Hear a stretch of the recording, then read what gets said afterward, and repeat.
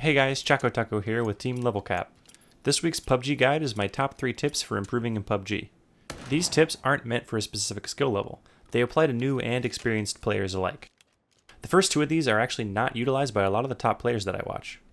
I really believe that if you start incorporating the 3 tips in this video into your games, you'll start noticing a lot of improvement. Whether you're playing squads, duos, solos, first person, third person, it doesn't matter.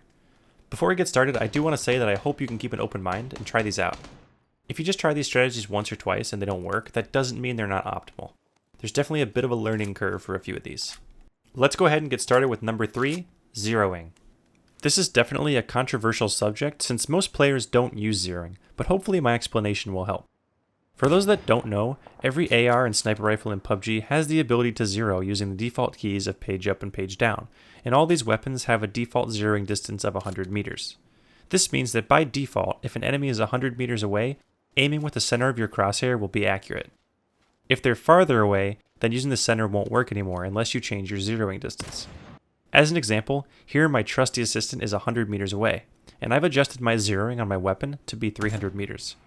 Although my crosshair is on his head, my bullets are going over because my weapon is adjusted to be accurate at 300 meters. Here my weapon is still zeroed for 300 meters, but my assistant is actually 300 meters away. Using the center of my crosshair, I can easily land a headshot with this correct zeroing. The advantages zeroing gives you over just aiming above your target are huge. This is a picture made by a player named Video Squid that I recently saw on the PUBG subreddit. It shows where you need to aim with the ACOG and 8x scopes when using the Kar 98 in order to land a headshot. Props to Video Squid for the useful graphic, it's really awesome, but this is a lot of information to memorize. And this is only for the Kar 98. Bullet drop is completely different for other sniper rifles and ARs. Also, this won't help if you have a different optic like a red dot hollow sight or the 15x scope. Instead of memorizing where to aim with every scope and every weapon, you can instead just use your zeroing keys and use the center of every sight and scope to aim accurately. It's so much easier and it will make you so much more consistent. Also, since you'll now be using the center of your sight or scope to aim, hitting flick shots and shots on moving targets, especially at long range, is going to be a lot easier. If you play other shooters, then your muscle memory is probably to aim with the center of your crosshair.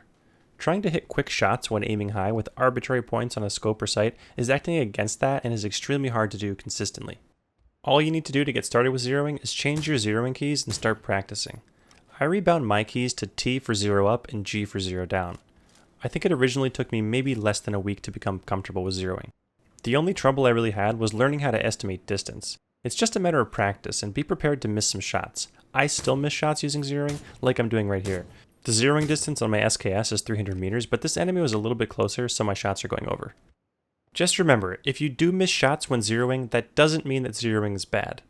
Nobody can hit 100% of their shots, especially at long distances. It takes some practice, but zeroing will make you more consistent with those tough shots. Let's move to my number 2 tip, which is getting a UAZ. This sounds kind of silly, but I'm completely serious. As I mentioned in my previous video about how to win games, you should always aim to have a vehicle, and the UAZ is without doubt the strongest vehicle. The first reason that I think the UAZ is the best vehicle is because of its fast start speed. When you first put your foot on the gas and use the boost with the UAZ, it moves quickly and immediately. Let's compare that to the Dacia. The Dacia is actually a lot faster than the UAZ, but we can see here that the UAZ is a lot quicker out of the gate. This is a lot more important than top speed in PUBG. If you get in a Dacia or on a motorbike, it's going to take a lot longer to get moving. This leaves you very vulnerable to someone landing some easy shots on you.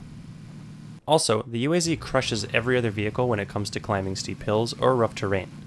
Here we're comparing it to the Dacia again, and even on a hill, the UAZ accelerates almost at its normal rate. This might not be the most fair comparison because the Dacia is pretty terrible at climbing hills, but the other 2 vehicles aren't nearly as good as the UAZ either. Another thing about rough terrain, the UAZ is really hard to flip, unlike the buggy and the motorbike. If you do manage to tip the UAZ over, it usually manages to right itself. One of the reasons the UAZ is such a great vehicle is its ability to provide cover. If you have a UAZ, you have great cover wherever you may end up. Here I end up fighting 2 different enemies with the cover of my UAZ, and even move it to get into a better position. Positioning is often referred to as the number 1 most important thing in PUBG, and I definitely agree. Having a UAZ makes it so that the map doesn't necessarily dictate when or where you're going to have good positioning. You can make a great position wherever you are. This isn't really possible with any other vehicle. The Dacia and the buggy are too small to provide solid cover, and the motorbike provides no cover at all. It's worth mentioning that in duos and squads, you can get multiple UAZs to provide tons of cover for your team, or just to have backup UAZs. It's also awesome to have the ability to escape or change positions quickly. If you're using the UAZ for cover and you get pinched, you can just hop in and speed off pretty fast. I know some people that say they will prefer the motorbike because it's so fast, but the motorbike has some major drawbacks. The main ones are that it has a slow start, takes a long time to stop, it provides no cover, and it can unpredictably lead to your death. I will always go out of my way to switch to the UAZ if I see one, and I'll even search for one if I have extra time. Having a UAZ has gotten me out of countless sticky situations, and I've won many games using the UAZ in the final fights of a game. That brings us to my third and final tip for improving in PUBG, staying mobile. If you watch me play PUBG, I almost never stop moving. Whether I'm fighting an enemy, holding a building, or looting, I always try to keep moving. In many of these clips, I damage or engage an enemy, and then I immediately change positions. This often results in me playing aggressively, but that doesn't have to be the case for you. You can instead just change to a different position altogether, maybe to a different building, to try and land some additional shots from a new spot. Once you engage an enemy or an enemy engages you, you've given them a lot of information about your position. The ultimate goal should be to give your enemy as little information as possible. By changing positions right away, not only do they not have information about your new location, but they also have false info about where they think you are. This puts you at a huge advantage because it will throw off their decision making. As far as changing positions go, I personally find a lot of success in putting pressure on an enemy. When someone sees you, they begin figuring out their next move. If you take the initiative and move on them, then you'll often have more control of the fight. I know that not everyone has an aggressive playstyle, but it might be worth getting out of your comfort zone a little bit and trying a new playstyle out from time to time. Even though it may not be for you, you can still get some experience and have a better understanding of how other aggressive players might play. Staying mobile doesn't just apply to combat. Strafing left and right in PUBG is one of the best defensive moves in the game, mostly because of bullet travel time. Here I'm looting and you can see that I'm strafing left and right while doing so. Getting hit while doing this is a lot less likely than if you're prone, crouched, or just standing there looting. This is especially true for headshots. You'll almost never get one shot by a Kar 98 or other sniper rifle while strafing back and forth. This makes it so that even if you do get hit while looting, it will probably do minimal damage and allow you to react. The same thing is true when holding an angle or patrolling a building. If you continue to strafe left and right, your chances of being killed, especially getting killed instantly, go way down. Also, when you're in a building, move as much as possible between shots. You want to keep the enemy guessing about what you'll do next, so shooting 1 or 2 shots, then moving, is going to help you to avoid getting hit. The last main application of this is to change positions after you get a kill or after you're in a lengthy engagement. Sound is the most common way for enemies to locate you, so after a fight is over, you should consider heading to a new spot, especially if you're not in a building. Just like I mentioned before, your enemies will end up with false information. It's also important to consider changing positions if you're in a long fight and don't get the kill. It's extremely easy to get pinched after shooting for a minute or more from the same spot. Here I was in a fight for a while and ended up spending a lot of time in the same spot.